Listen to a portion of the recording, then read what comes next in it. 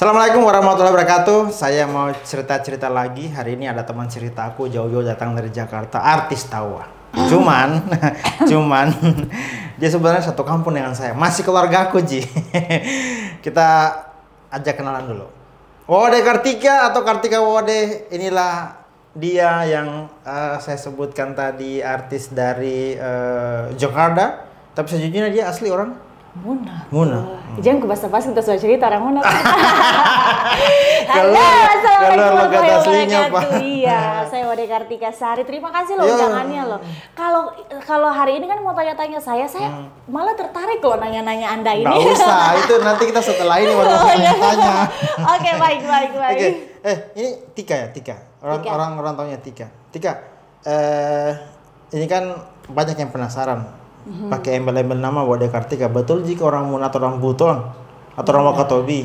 Alhamdulillah Muna. Coba kasih tau dulu orang, Munanya dari mana ini? Kita tetangga di katanya, hai. Iya benar. Kita naluri ibu-ibu kasih silaturahmi kita biar bagus. Kita asli dari Raha. Betul. Kalau Tika cerita, so long story ya. Aku lahir di Raha, saya besar di Lambiku, SD 1 Lambiku. Habis itu pindah ke Raha, SMP 2 Raha. Habis itu SMA aku SMA Negeri 2 Kendari. Saya ikut almarhum bapakku karena beliau alhamdulillah terpilih sebagai anggota DPR provinsi. Dari itu hijrah ke Kendari karena memang beliau kerja di Kendari. Oke, kalau di Kendari di mana? Andonohu. Woi, Bapak warga Andonohu. Jangan lupa, woi. Oke. Terus habis itu saya hijrah ke Jakarta. Kebetulan saya bebas tes dari SMA 2 Kendari di Telkom, diploma 2. Habis itu saya lanjut S1-ku di UBK, habis itu S2 aku di Jayabaya. Panjang juga ya? Iya, alhamdulillah. Nah, terus akhirnya orang tahu Jiko ini artis gitu ya. Dari host dulu tuh presenter, habis itu kemudian warawiri di FTV. Tapi sebelumnya di Kendari katanya kok pernah jadi penyiar radio? Serius? Betul sekali. Di mana? Jadi saya masih SMA itu kegiatan sampingan lah. Sampingan. Kan kita anak gaul gitu ya kan. Ya siaran radio, maksudnya ikut kegiatan-kegiatan ekstrakurikuler sekolah itu seperti Paskib, MTQ, Paski daerah. Di saat itu waktu SMA masih aktif lah berkegiatan. Mungkin dulu masih tren-trennya radio ya sebelum. Radio apa dulu di Kendari? M-Radio. Radio. Oke. Sekarang masih ada? Ada tapi ya sudah lah ya. Berubah karena ya namanya juga sekarang kan perkembangan zaman orang sudah agak malas dengan radio ya. Di era digital ya, benar-benar. Makanya ada podcast ya. Ya, salah satunya adalah untuk bukan mengganti tapi lebih memberi warna yang lain bahwa orang mau dengar bercerita itu tidak mesti lewat radio tapi bisa kelihatan juga visualnya. Betul sekali. Lanjut lagi, terus akhirnya nimbrung di dunia entertain di Jakarta. Ya, betul. Momen awal terjun di situ pada saat kapan? Karena basically pengen tampil kali ya anaknya ya. Iya anaknya. Kapujian, bukan tapi lebih kayak kajili mungkin. Kajili, suka depan panggung. Iya, tapi maksudnya dalam tanda kutip yang hal positif ya. Okay. Jadi kalau orang bilang maksudnya orang sekarang embel-embel ke artisan padahal ya jujurnya bukannya maksudnya itu sombong atau gimana. Itu adalah side job lah, maksudnya mencari kegiatan dikala pas kuliah, tapi tidak secara langsung ternyata di entertain ini yang bisa cover kuliah saya. Finansial lebih aman ya kalau di entertain. Iya, dibilang aman banget enggak sih lah ya. Tapi kurang lebih tertutup Ji. Iya, itu Ji maksudnya. Tertutup Ji. Iya, betul. Oke. Mengawali karir di dunia entertainment sebagai? Saya awalnya modeling, habis itu ke iklan dulu, lebih ke iklan. Iklan. Iya, iklan pertama mau apa dulu, Di? Kayaknya pasti kan? Pembalut sama Putri Titian, benar-benar sama Putri Titian. Saya ingat dulu itu iklan Aqua pernah. Iya, Aqua ada.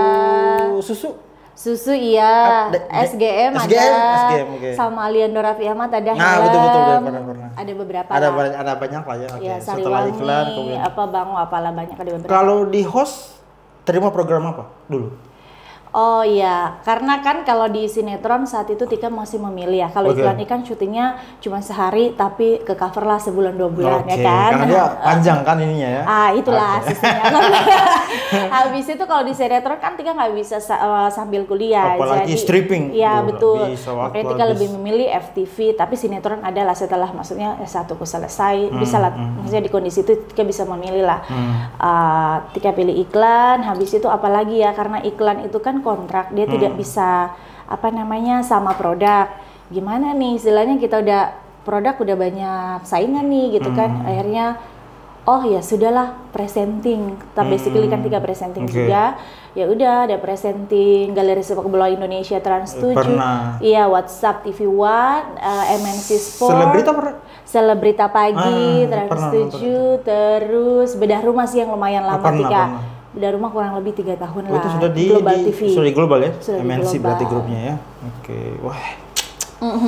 Ternyata sepanjang itu ya perjalananmu di entertain. Kemudian habis itu mulai sering kelihatan orang lihat kamu itu di FTV. FTV sering. Karena itu sudah tidak ada pilihan lagi, kalau di iklan kan memang berjamur juga ya saingan ya Beb kalau di iklan. Karena orang sudah mulai banyak opsi kan. Kemudian juga persaingan di entertain ini orbitnya kan ngeri-ngeri semuanya. Jalur orang dalam, jalur instan, pokoknya. Tahu sih Anda. Dunia entertain gitu loh. Ampun. Karena temanku pernah gagal gara-gara tidak punya cuan. Really? Masa sih? Karena manajemen memang keras kan, maksudnya dalam artian. Oke. Bukan kamu sepotensial apapun, bisa jadi di beberapa manajer agensi mungkin dianaktirikan. Ada yang tidak punya link. Ada yang tidak punya financial yang kuat, tapi karena secara kapasitas dia bisa terpakai. Ada juga jalur orang dalam.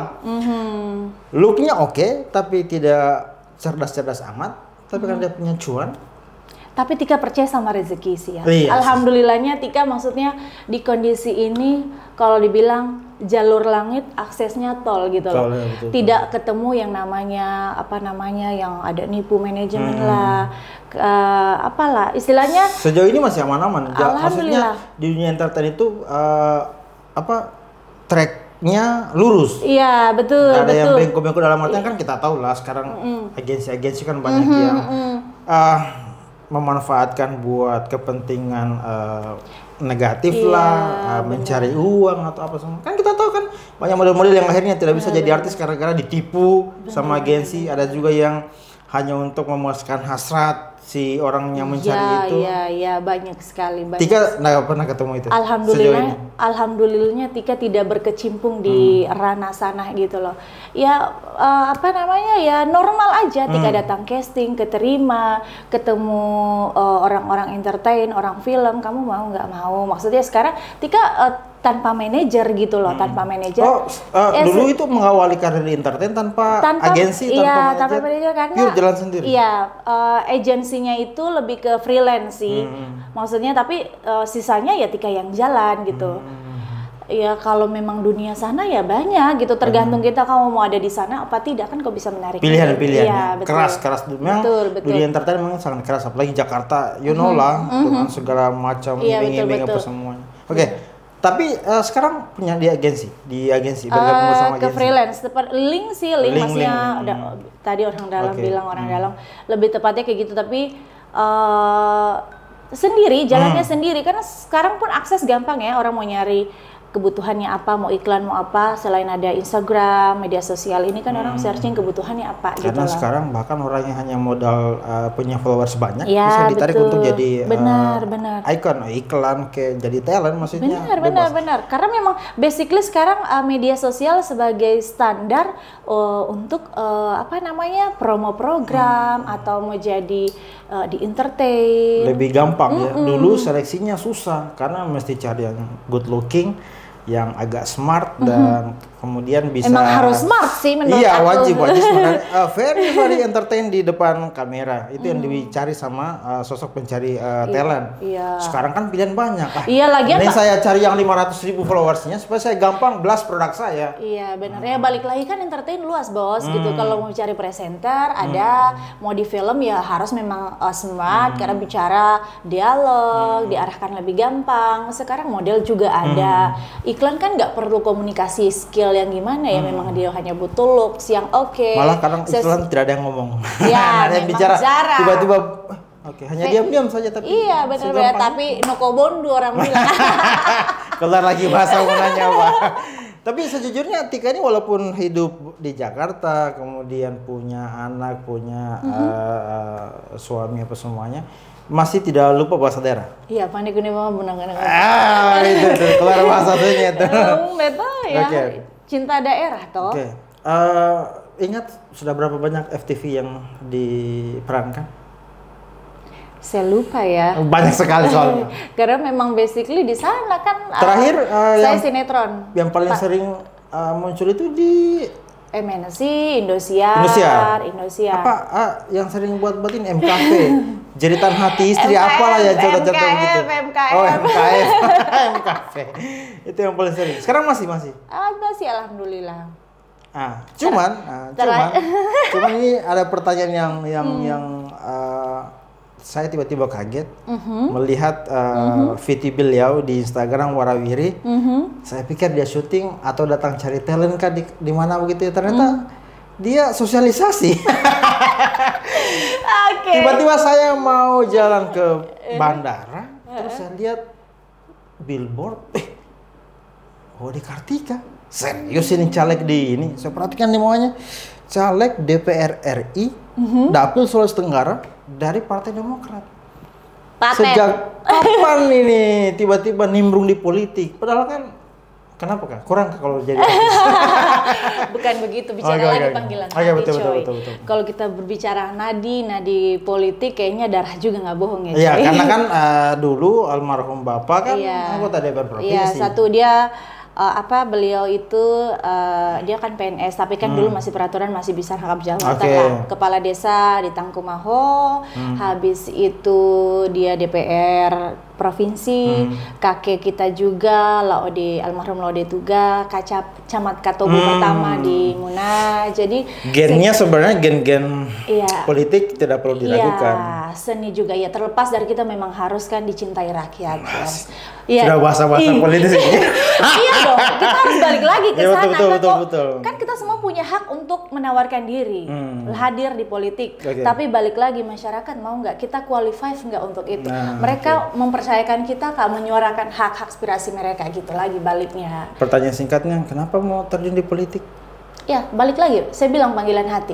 Kalau bicara saya ibu, saya berkarir di entertain. Oh ya, tadi saya lupa, saya juga lawyer. Jadi tahu, baru wisuda kemarin. Iya, lawyer, saya aktif di dunia lawyer juga.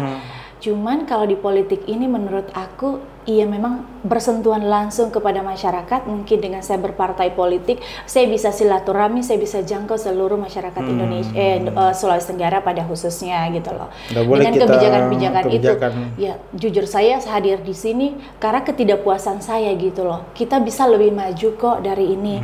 Apa yang kamu perjuangkan? Iya, hak politik, saya keterwakilan perempuan, gender, 30%. Berapa persen sih? 30%. 30%. Iya, jadi kalau orang bilang kapo-kapo, tapi saya bilang bukan kapo-kapo, saya bilang bukan mencukup. Kapo-kapo itu artinya pelengkap, mencukupkan kuota. Iya, padahal itu kan masih di peraturan perundang-undangan sudah jelas 30%. Artinya memang harus saling melengkapi. Kita harus saya pengen memaksimalkan perempuan ini punya arti penting. Mau berbicara umum ataupun di rumah tangga pun gak ada istri seperti apa ya. Madrasah pertama anak-anak seperti apa. Makanya saya mengajak, Tika, kamu mau jadi apa sebenarnya? Aku jadi artis, aku jadi presenter, aku jadi lawyer, aku mau sekarang di politik lagi. Kamu mau jadi apa sebenarnya? Saya bilang, saya ingin bebas menentukan pilihanku di mana hatiku. Karena istilahnya gini, saya ada fase waktu saya masih belum married, mau di modeling, mau dimanapun, saya bisa menentukan pilihanku. Ada umur-umur sedikit, kayaknya capek ya strippingnya pagi ketemu pagi.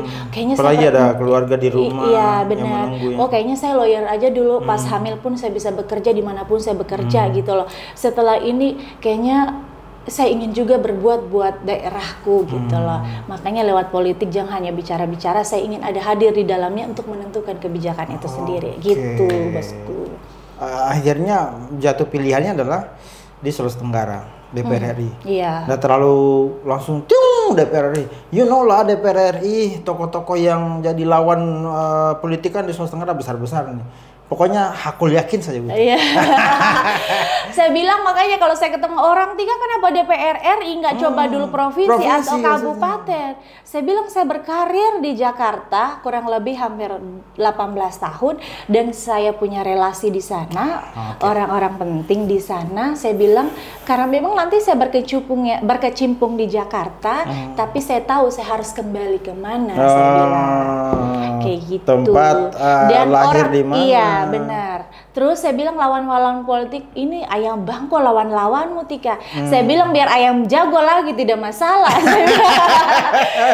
Saya bilang kita harus ada regenerasi loh. Saya hadir di sini mewakili milenial dan Z. Saya bilang politik ini harus regenerasi. Saya bilang yang lain-lain do kamu kulahimo. Saya bilang tongkat estafet politik ini harus ada. Saya bilang kalau bukan kita yang isi kekosongan ini siapa? Kan? Sudah kemana saja di Sulawesi Tenggara? Dari 17 kabupaten kota? 17 kabupaten kota kemarin awalnya ke Konsel, ke Bau-Bau, nyebrang ke Muna, ke Wawoni, Konsel, Kolono, sekitarnya. Kenal Kepulauan sudah? Kenal Kepulauan sudah, Wawoni udah. Kolaka? Kolaka belum. Pokoknya diajar dulu ya titik-titik. Ini harus titik-titik yang bisa. Yaudah. Perhitungan daerah dan peta politik orang untuk mencari lumbung suara masing-masing orang kan sudah ada dengan targetnya masing-masing. Pasti kita bicara by data ya kan. Pemilih di Muna itu kan pemilih tetap itu 100, Muna Barat 60, terus apa namanya kayak Konkep 30.000. Basically kita tidak mengangkat kesukuan, tapi kan gimana pun kita pasti akan balik ke Muna ya. Jadi saya mau cut dulu dan tepuk tangan. Tepuk tangan dulu, Za. Terus pertanyaan paling penting. Kita kan kalau kita bicara kontestasi, terpilih atau tidak terpilih, menang atau kalah. Sudah siap dengan opsi dua-dua itu? Kalah atau menang? Saya sudah menang. Yang terburuknya, menang versi subjektif muntah. Iya. Kalau versi anunya udah bilang, kalau kau kalah, kau naik gila kah? Kau mau bikin apa kalau kau kalah setelah itu? Sudah hambur uang banyak, terus kau nggak terpilih. Bagaimana responmu kalau ada orang yang sentimen masalah yang kayak begitu? Hari ini saya sudah memulai. Tidak ada kata menyerah. Yang saya sudah mulai, yang saya sudah perbuat, saya bilang itu tidak perlu lagi diomongkan. Yang penting hari ini saya sudah belajar, dikasih kesempatan. Dikasih kesempatan untuk hadir di kontestasi ini. Karena kalau jadi tidak jadi, saya sudah siap lah pasti. Sudah siap dengan kondisi itu. Iya, pasti. Namanya pertandingan ada yang kalah, ada yang menang. Kalau menang alhamdulillah, kalau tidak menang berarti alhamdulillah juga kembali ke laptop. Laptop, ngartis, layar, urus rumah. Iya, benar. Pokoknya sudah siap dengan ke itu. Iya, tapi masih bisa fight. Sekarang kita ambil menuju ini, 15 hari lagi. 15 hari lagi yang ngalamin. Sedikit lagi. Dekatnya mau dicoblos Pak. Ya sudahlah, kalau yang mau pilih Kartika Wode, Partai Demokrat nomor urut 3. Nomor urut 3, DPR RI, Dapil Sulawesi Tenggara. Siapapun yang nonton podcast ini barangkali tertarik dengan obrol yang di bagian akhir tadi soal keinginan dia untuk mewakilkan suara perempuan, ya bisa. Halo kaum perempuan semuanya. Oke, Tika, sebagai penutup mungkin kita punya cerita ini, kira-kira apa yang kamu ingin sampaikan ke orang yang nonton videonya kita ini? Iya, terlepas dari cerita kita mau politik, dari entertain, Tika mau bilang sama teman-teman semua, kaum milenial atau kaum Z, kembangkan skill sebanyak-banyaknya karena kita namanya perubahan global menuju Indonesia Emas ke-45. Kita harus menyiapkan diri karena perubahan itu kan kita tidak tahu seperti apa ekonomi, entah itu dinamisnya politik seperti apa. Mengembangkan skill, kita mempersiapkan diri menjadi generasi emas tentunya yang bisa berperan penting untuk membangun kemajuan negeri kita lah. Oke, baik. Terima kasih Tika, Ode Kartika sudah mampir di Energi Media di cerita-cerita sama saya.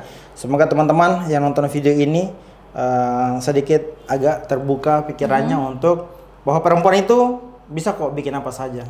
Betul. Semua itu kita yang tentukan. Kita mau tetap stay dengan zona nyamannya kita atau mau bikin sesuatu kayak beliau ini artis, lawyer, pengacara, ibu rumah tangga, politisi juga dia masuk semua empat ini luar biasa. Tepuk tangan untuk Tika. Terima kasih sudah mampir.